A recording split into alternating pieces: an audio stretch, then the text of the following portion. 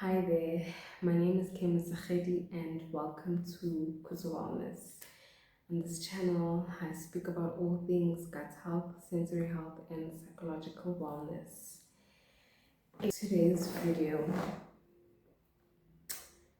I don't have a specific. I've been realizing some things lately, and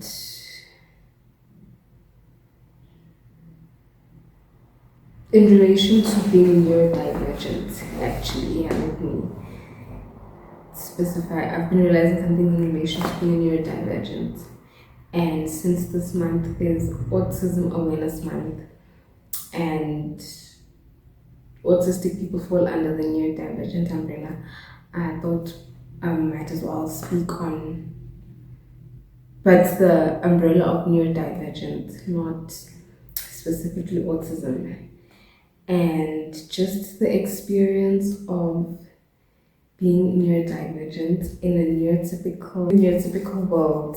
And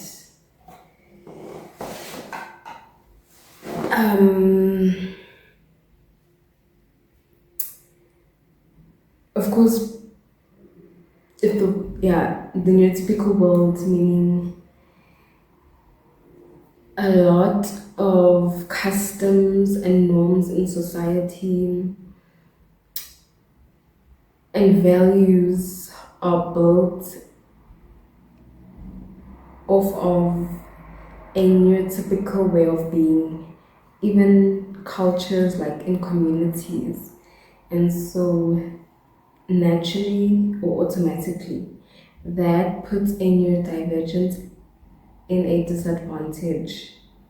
The moment you are in an environment that is not inclusive or built, the moment you're in an environment that's not built for your kind, or it is not built for your kind, however, it is accommodative to something that looks different, sounds different, and is different, then you are at a disadvantage. Yeah. Okay, I'm losing it. Yes, you're at a disadvantage from the get-go. So I don't really have much to say right now because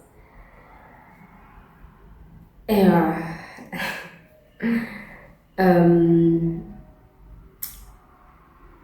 Last year I had a therapy session and the therapist told me that, so I was telling her some things that were ongoing for years, and then she said, yeah, I've been burnt out.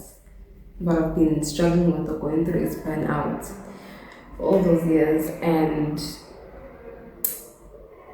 now that I am no longer working a 9 to 5 work schedule or type of job, I am obviously now finally recovering from burnout, years of burnout. And I think that's what like heightened the epiphany of operating as a neurodivergent in a neurotypical life, essentially, culture. And hence the burnout that has been there for years. First and foremost, naturally, neurodivergents are prone to burnout because of how sensitive our nervous system is.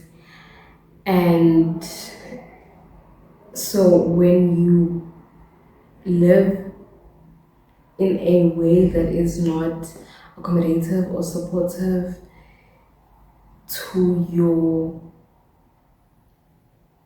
our nervous system, to your nervous system and its sensitivity, then yes, naturally you're gonna get burnt out. And if that's how you live for years and years and years, you will be in a state of burnout, or be operating from being burnt out. And we easily then confuse that for being lazy and sort of feel incompetent and inadequate and even ill-disciplined and even actually somewhat and yeah disorganized and what's this word, irresponsible, because you are unable to keep up with neurotypical's pace, with their pace. We are unable to keep up with their pace. And so there is a lot of inadequacy we feel, and it's confusing because I'm moving the way you are, I'm speaking the way you're speaking, I am what, of course, there's so much manipulation in how we show up or to our identity. It's called masking, actually, that's the word.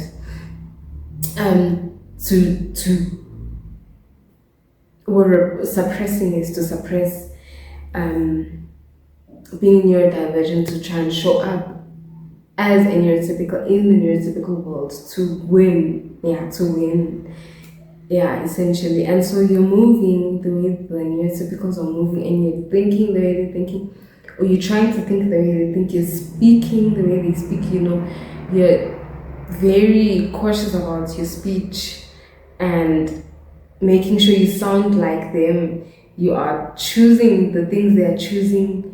You are eating the things they're eating. You're drinking the things they're drinking, because, yes, truth be told, sensitive nervous systems cannot handle caffeine and alcohol. A non-sensitive nervous system can handle those drinks. So you are drinking what they're drinking. It's working for them, caffeine, what's this, energy drinks, it's working for them, for some it doesn't even have an effect on them, but for you it's just it's not, things aren't working out the way they are working out for them. You're doing so much just the way that they exist. You are trying your best to exist like them, but it's just not working. You are sick. You are physically, mentally, emotionally becoming sick. You are, essentially, you're sick, even spiritually, because the norm or the popular approach to faith, or Christ-centered faith, because that's the altar I submit to. So that's, of course, the type of spirituality I will speak about. So the normal approach, the popular approach, is sort of like an intellectual or doctrine-centered or doctrine-rooted religious approach. That's the norm. And you grow up in that, so you take that on, but it's just not working. You're not processing, you're not understanding God the way that they are teaching. You're not understanding Him in the manner that others are understanding Him, because they have an intellectual and doctrine. They have an intellectual approach, and solely or strictly intellectual approach, and you are trying, you can understand here and there, but it's just not as effective. The understanding and even the impact in your life is not as effective. And so it's not working, approaching life in the manner that is. And also, it's not out of the blue that we approach life or we try to move as neurotypical. We were raised like that. And this is, of course, then I guess it's nuanced, because this is, of course, people who are raised in homes that did not accommodate and support our sensitivity, because there are some parents that genuinely did see it and adapt to their child being different, and so they cannot relate to essentially growing up and having this, being conditioned to try to live as something that they're not. So they cannot relate. But the ones who did not grow up in that environment, that's where we learn to approach life or come into the world as something that we are fundamentally not. We are neurologically not wired that way. Neurologically speaking, we are wired in a different way. Our senses are heightened, hence the sensitivity. And of course, that means living or experiencing life in a more heightened manner. So when you drink coffee, the caffeine is going to have a stronger, or the caffeine will have an effect on our body as opposed to them when we eat spicy food, which I love so dearly. We automatically will get the effects, like we will have the runny nose or the eyes watering, and also sometimes not even that, but just eating, I guess spicy food, because also ulcers, yes, we're prone to developing physical illnesses as a result of like the foods we eat. Digestive system issues, digestive issues are extremely common amongst neurodivergents. And so, yes, our bodies immediately react. And yes, a violent movie, horror films, the wrong ingredient in a meal, I immediately can taste it, and it makes the whole experience of eating that meal unpleasant. One ingredient, if maybe you get beetroot wrong, people will put vinegar in beetroot. Okay, I mean, I guess beetroot is a salad, so I can just shift it to the side. But if you, like for example at a restaurant, if maybe I'm ordering a pasta meal, so because a pasta meal, it's all one thing, one wrong ingredient, and the whole meal I don't enjoy. I sometimes don't even eat it, and I probably order something else. So it's that heightened, whereas someone else would just be able to endure an unpleasant meal. And so even in the spirit, when you are in church and a song, just the spirit moves you in a particular song and you start getting emotional, some crying, others just like feel so heavy, or a sermon, so that's the experience. And so naturally, to move as a neurotypical autism means that you are suppressing your sensitivity. And the suppression of emotions automatically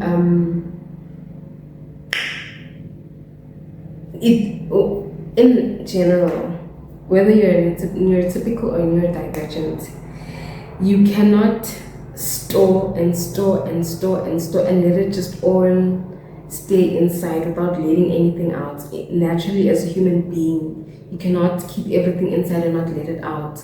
So as a neurodivergent, we're doing that with our emotions, and not even just emotions, but of specified emotions. And when you do that, it's gonna come out. But unfortunately, because we're not letting it come out in a healthy manner, because we're suppressing it, it will come out in very unpleasant and dark ways. Anger issues, or short tempers. You get sick, like I said, physically sick, digestive issues, autoimmune diseases, some a result of that. Yes, creativity, one of the things that is repressed when you're neurodivergent, because it's not just emotions that you repress, it's also just the creative energy that we naturally have, or yeah. And so when you suppress that, that's when you start engaging in lustful endeavors or experiences, because you're not expressing it in healthy manner. So naturally you will express it in unhealthy or toxic ways. Yes, numbing, alcohol, and yes, then burnout. That's the physical one. Sometimes it's not even just things like that. Others become just flat out numb, and they then are called lazy, and it's a rather very torturous way of living. And when you then clock it, like you see, first and foremost, you do see here and there that something is off. Even in yes, people do see it actually.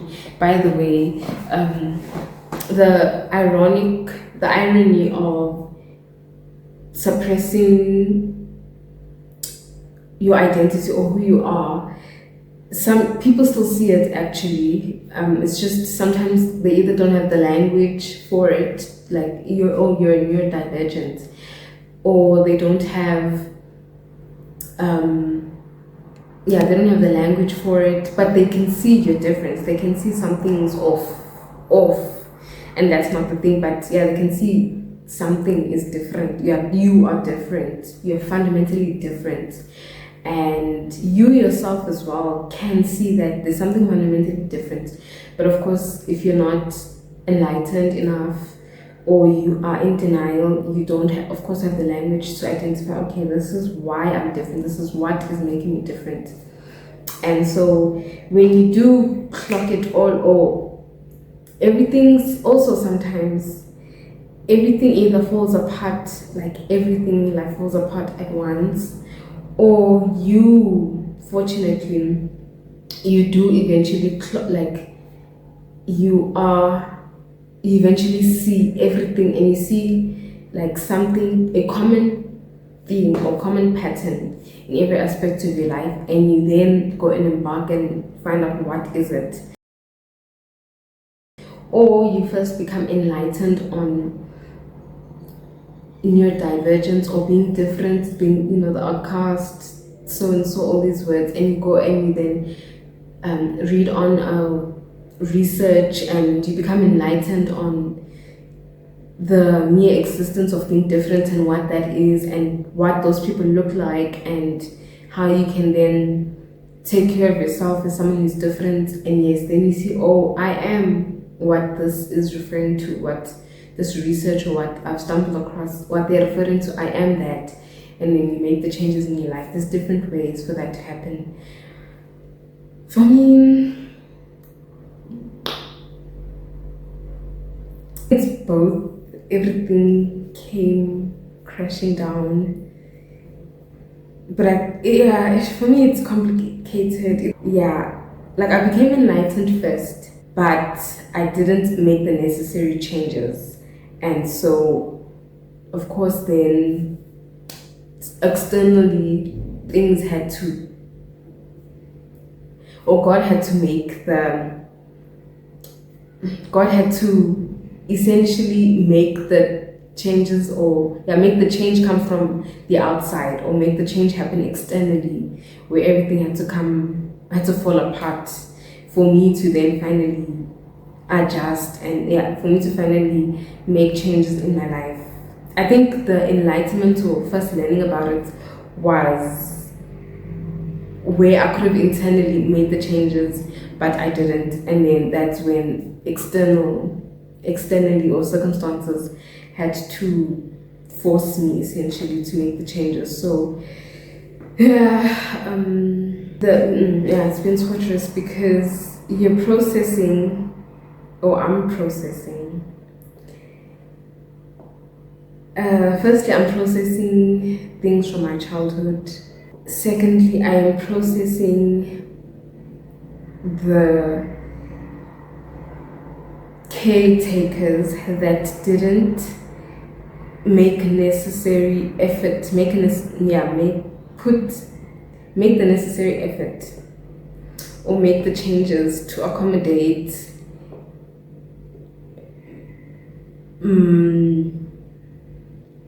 having a child that is different. They didn't make and like I said, you see it, and also conversations that I've had with my parents. They knew something was different. They just, and I don't know why. That is none of my business as to why they didn't make the effort to adapt, essentially, or even be educated or informed. And so also I had to process then my own choices or decisions, or the choices and decisions that I made that were harmful to me. Because like I said, you also as an individual, you know certain things, you know you're different, you know you're away, but you're not interested in finding out what is so different about you, why are you so different, what then can you do. You're not interested, you're not doing that. So I also had to process that, my own ignorance. And even when I did become enlightened, then it was no longer ignorance, but it was, I don't know what's the word, neglect. Yeah, then also processing just in general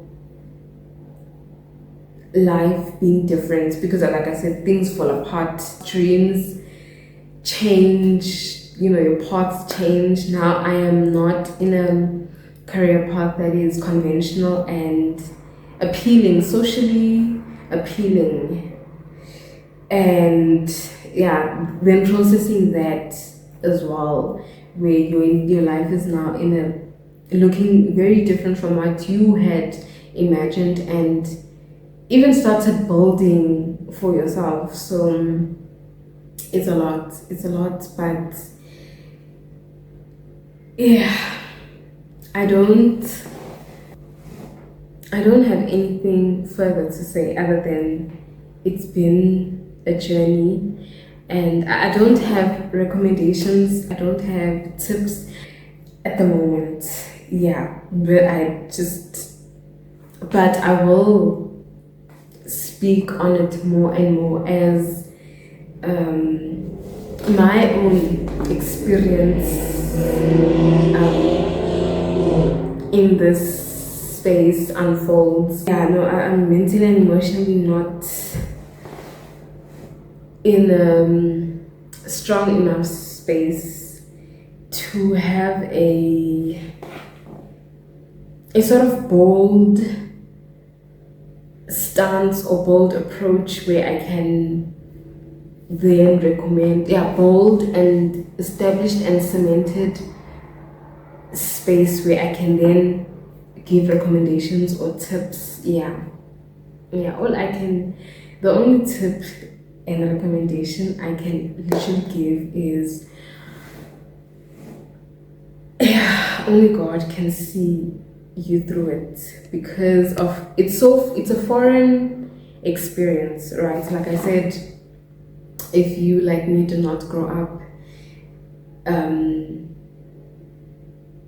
where you were nurtured, encouraged, accepted, firstly, embraced, nurtured, encouraged, and supported as this individual as a neurodivergent, or as this individual who has sensory processing sensitivity, then it is most definitely foreign for you, because it's not just internally where you have to where you know how to now care and nurture yourself and whatever. It's also externally, the people you surround yourself with, the environment you expose yourself to, the type of career you now follow, the career path on, or follow, the type of conversations as well that you entertain, the type of speech that you have, because now you can no longer say certain things, because essentially you're making, certain jokes. What can I say? Okay. You can't eat certain foods, okay, but that's internal.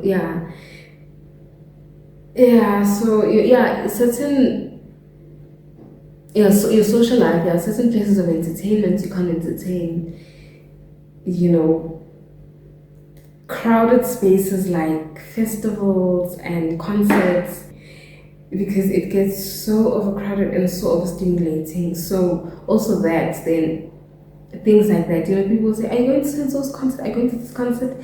This person's coming, or this one. And you enjoy these artists and you like to go, but it's not good for your well-being, it's not good for your health to go there. So, and then also the social community comes into place, where then you need to have people around you that can respect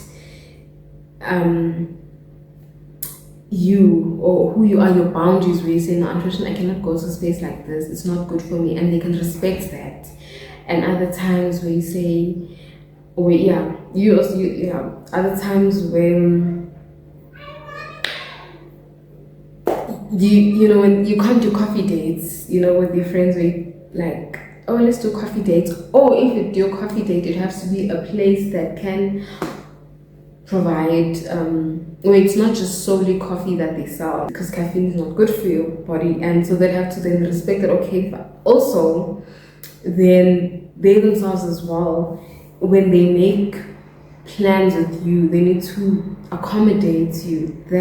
That's where support comes in, where, oh, you don't drink coffee, or you don't drink caffeine, so we cannot go to places where we cannot do coffee dates. If we do coffee dates, it would have to be in a place where they have a range or variety of hot beverages, not just hot beverages that have caffeine only. So it's things like that, very, very little and insignificant, but actually significant changes like that you'd have to make. So it's just more of a reflection. It's more of a just sharing a reflection on changes. And I don't, also my mind, I think also the reason I don't have anything motivational essentially to say, and I'm sharing more of like a reflection or venting. I'm taking more of a reflection or venting approach, is because right now, circumstantially, things sort of feel chaotic. So I feel sort of destabilized. Yes, I feel disoriented and destabilized. And so that's why I don't feel capable to take a motivational approach, rather. But I will eventually, when things boil down, and when I become stable, when I find my footing and I am stable and grounded and non-chaotic anymore, then I'd be able to then speak in depth, and by taking a more motivational and educational approach. Anyways, thank you for watching this video, and I hope me sharing enlightened someone else out there and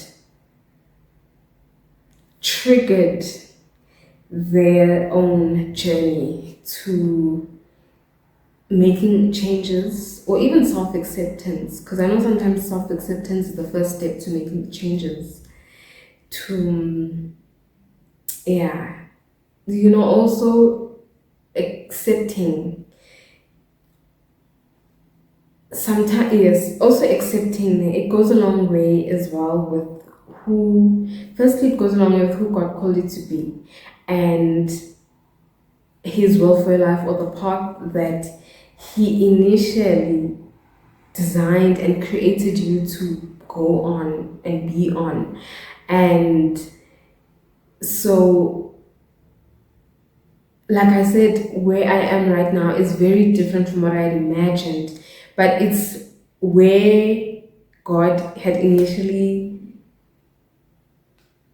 wanted me to be on. When He created me, this is the path that He wanted me to take. Maybe me sharing this could trigger someone to self introspect, and then, of course, maybe even ask God to reveal if they're on the right path, or if they what yeah if they're on the right path. Yeah, but this is strictly for neurodivergence. Yeah, and I know firsthand, I know I'm living it, the masking of being a neurodivergent and how deep it goes. Like, it goes as far as living outside of the confines of God's will. Hence, I'm saying I hope it triggers something in someone, because maybe you then going and self-introspecting, or you being enlightened on someone else's journey or experience, can make you see something in yourself, and you can maybe give God your yes, and you too then can no longer mask you being neurodivergent and live authentically. And that authenticity, of course, is aligned. I like that word, actually. Aligned with God's will for your life. So yeah, that is my hope for, that was my intention for making this video. And yeah, thank you. See you in my next video.